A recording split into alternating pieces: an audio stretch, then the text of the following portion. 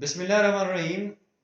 ایک واقعہ امام طبرانی نے لکھا ہے اپنی کتاب میں، اور وہ بہت ہی دلچسپ واقعہ ہے کہ ایک نیو کنورٹ، یعنی کہ ان کا نام ہے حضرت ساسا، یہ صحابی ہیں اور یہ کلمہ پڑھنے کے لیے آئے۔ جب انہوں نے اسلام لے آئے تو انہوں نے حضور علیہ السلام سے عرض کی کہ یا رسول اللہ، کیا قبل از اسلام جو میں نے نیکیاں کی کیا اس کا بھی مجھے اجر ملے گا؟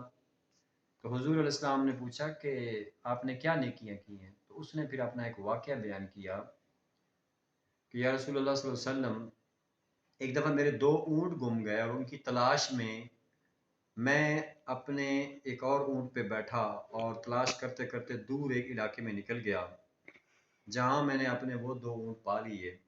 دیکھا کہ وہاں ایک بوڑھا آدمی اپنے جانور چرا رہا ہے، اس کے پاس 2 اونٹ وہ بھی ہیں۔ تو میں نے اس سے بتایا کہ یہ 2 اونٹ میرے ہیں۔ تو اس نے کہا اگر آپ کے ہیں تو چلتے چلتے یہاں آ گئے لے جاؤ۔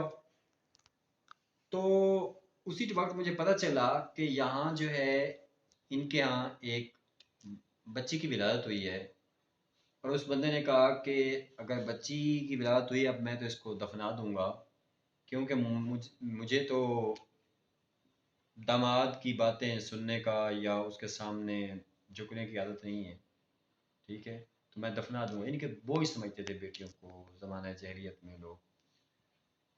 تو یہ ساسا جو اس وقت مسلمان نہیں ہوئے تھے، قبل اسلام اپنا واقعہ بیان کر رہے ہیں، تو میں نے اس سے کہا کہ تم مجھے یہ بچی دے دو، تم نے اگر واقعی اس کو دفن نہیں کرنا تو مجھے دے دو، میں اسے پالوں گا۔ تو اس نے کہا آپ مجھے کیا دو گے؟ میں نے کہا یہ جو دونوں اونٹ ہیں یہ تمہارے۔ اس نے کہا یہ دونوں نہیں بلکہ یہ جو تیسرا اونٹ ہے یہ بھی مجھے دے دو، تو میں تمہیں یہ بچی دوں گا۔ تو میں نے کہا ٹھیک ہے، میرے ساتھ کسی کو بھیجو جو مجھے میرے گھر تک اس اونٹ پہ چھوڑا ہے، اور واپس یہ اونٹ بھی وہ آپ کے پاس لے آئے۔ 3 اونٹ آپ کے ہو گئے۔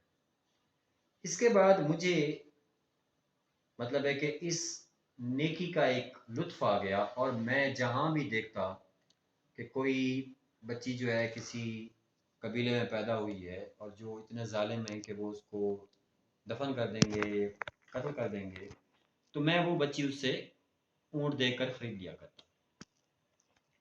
اسی طرح وہ کہتے ہیں میں نے یا رسول اللہ 360 بچیاں جو ہے وہ لے لیں، اور میرے گھر میں وہ 360 بچیاں پلی۔